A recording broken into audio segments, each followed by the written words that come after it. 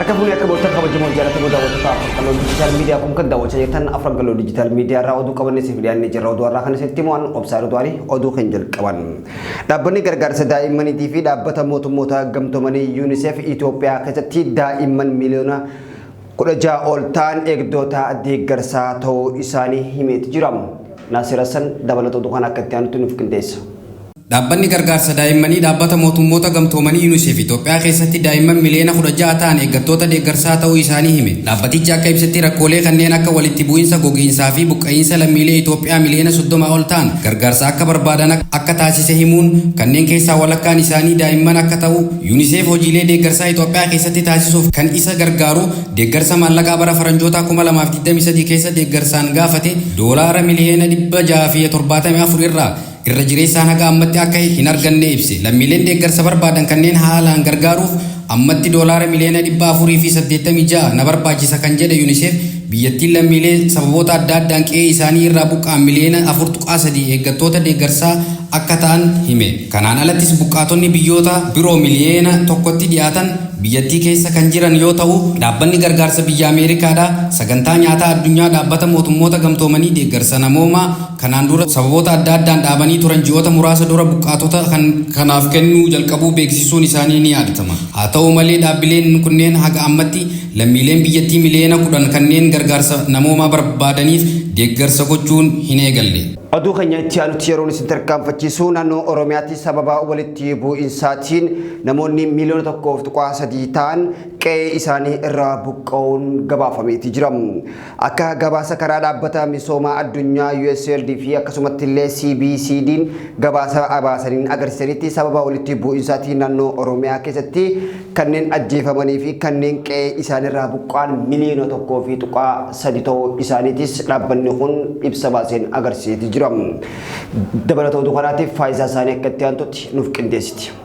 Uummanni baay'een qe'ee isaaniirraa buqqa'uun faca'insi qabeenya hedduu mancaa'ee hojiilee misooma hedduun gufataniiru akkasumas duudhaan waliin jireenya uummataa haphatee ja'a. Naannoo Oromiyaa keessatti hanga ammaatti baay'inni namoota qe'ee isaaniirraa buqqa'anii jiran miliyoona 1.3 akka ta'e gabaasni dhaabbilee kana himee jira. Buqqaattoota galmeeffaman keessaa uummanni lakkoofsaan 859% 66 ta'an godina Wallagga Bahaa Lixaa. Baay'inni namoota qe'ee isaaniirraa buqqa'anii miliyoona 1,292,323 yoo ta'u kanneen keessaa dhibbeettan 29,373,448 qofatu tuulee duudhaa bakka qubannaa argatee jira jedhan gabaasni kun. Intaa 70 takka yookaan 916,666 kanneen ta'an immoo hawaasa naannoo fi beekaawwan birootti faca'anii akka jiranitu himama. Buqqaattoonni lammiilee kanneen alatti sababa walitti bu'iinsa kanneen mana barnoota 739 ta'an hojii ala ta'anii akka jiranis gabaasichi ifoomse. Daa'imman 210 ol ta'anis mana barumsaa ala ta'anii jirus jedhame. Barsiisonni ogeeyyii barnoota 1,117 ta'an hanga ammaatti akka hojii isaaniitti hin deebinetu hima. Sababa walitti bu'iinsa kanaan meeshaaleen tajaajila fayyaa 208 guutumaan guututti mancaa'uu isaaniif 788 immoo hangi tokko manca'uu isaanii kan gabaafame yoo ta'u kanneen keessaa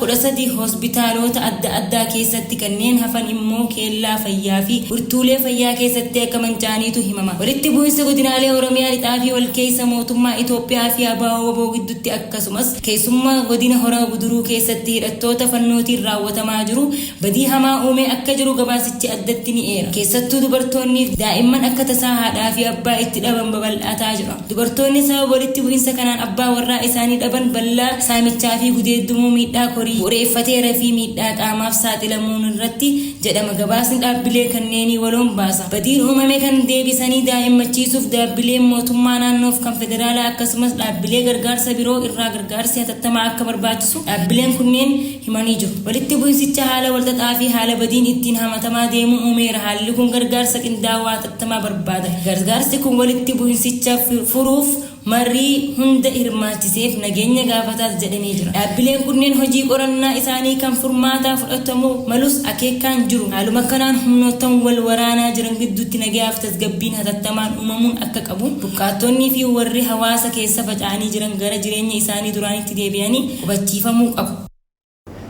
Tolega daawwattoota keenya oduu keenya gara biyya alaatti yeroo nuti tarkaanfachiisu oduu keenya itti aanuun sa'aatii 24 dabran keessatti lammiileen Filistiin 332 ajjeefamuun isaaniitis dhaga'amee jira.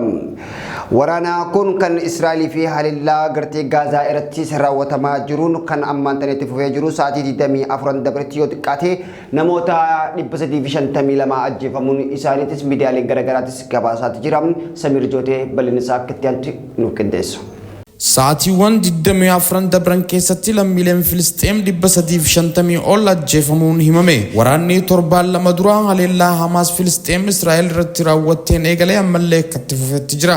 Waraana kanaan Israa'el haleellaa xiyyaaraa Gaazaa irratti taasisaa jirtuun itti fuftee kan jirtu yoo ta'u, Hamaasis rookketiiwwan isaa gara Israa'elitti dhukaasuun itti fufeetti jira. Hamaas namoota booji'ee ture keessaa lammiileen Ameerikaa lama gadhiisee kan jiruu fi kanneen hafanis gadhiisuudhaaf qophii ta'uu isaa beeksiseeti jira. Israa'el haleellaa xiyyaaraa Gaazaa irratti raawwachaa jirtuun itti fufteetti jirti. Ganamaarraa qofa lammiilee Filisxeem 30 ol haleellichaan ajjeesuun gabaafame. Dhaabbanni mootummoota gamtoomanitti sa'aatiiwwan 24 dabran kana keessatti haleellaa humni qilleensaa Israa'el raawwateen lammiileen Filisxeem 352 akka ajjeefaman beeksise. Lakkoofsi lammiilee Filisxeem waraana kanaan hanga ammaatti du'an 4137 kan ga'ee fi isaan keessaa 170 kan ta'an daa'immanii fi dubartoota jedhameeti jira. Ministeerri dhimma manneen jireenyaa Gaazaa akka jedhetti Gaazaa keessatti manni jireenyaa 130 ta'an haleellaa humna qilleensa Israa'eliin barbadaa'uun isaa himame. Gareen hidhatee fi Iiraaniin deeggaramu humnoonni waraanaa Ameerikaa Iraaq keessa jiran hatattamaan Iraaq keessaa akka ba'uu qaban akeekkachiiseeti jira. Yoo kun ta'uu baateef Ameerikaan Israa'el deeggaruu ishee kan itti fuftu yoo ta'e haleellaan raawwachuu akka jirus akeekkachiiseeti jira. Ameerikaan karaa ifaa fi kallattiin Israa'el deeggaraa kan jirtu yoo ta'u, Iraan immoo Israa'el haleellaa Gaazaa irratti raawwachaa jirtu akka dhaabuu irra deddeebi'ee akeekkachiisaa jirti. Oduu keenya xumuraan waraanni Israa'elii fi Hamaas jidduutti gaggeeffamaa jiruun gaazexeessonni 17 ajjeefamuu isaanii dhaabbanni mirgoota gaazexeessotaa falman ibsa isaanii keessattis ibsaniiti jiran. Waraanni Israa'elii fi Filistiin jidduutti gaggeeffamaa jiru dhukaasa Hamaas jalqabameen yeroo ammaan tana guyyoota 13ffaasaa yeroo lakkoofsu gaazexeessonni 17 ajjeefamuu dhaabbanni gaazexeessotaaf mirgoota namummaatiif falman ibsa isaaniitis beeksisaniiti jiran.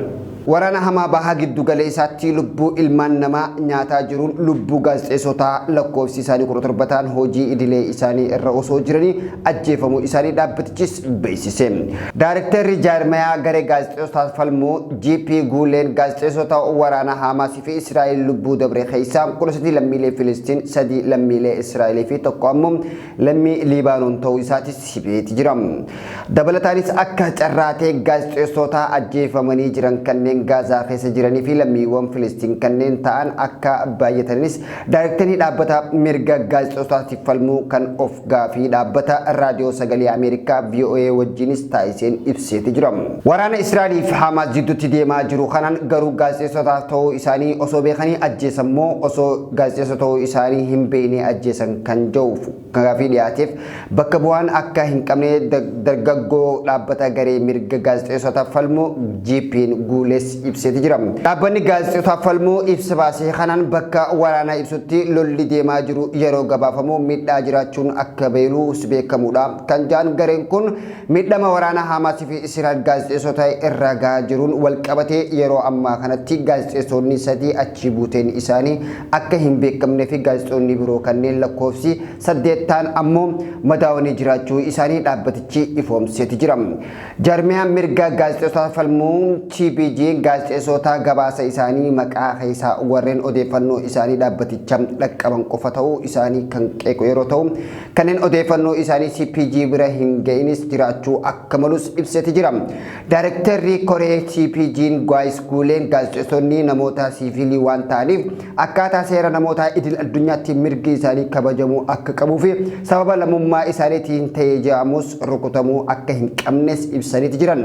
Haleellaa Israa'elii fi Filistiin jitutti deemsifamaa jiru kana wal qabatee hanga ammaan tanaatti gara gaazexeessota 25 oliin miidhaan isaaniitis walumaa galatti dhaqqabee jiraachuu fi lubbuun kan dabran 17 sadii ammoo achi buuteen dhabamuu fi kanneen 8 ta'an hanga ammaan tanaa miidhaan hamaan irratti dhaqqabu dhaabbanni kun bal'ina isaatiin ibseeti jira.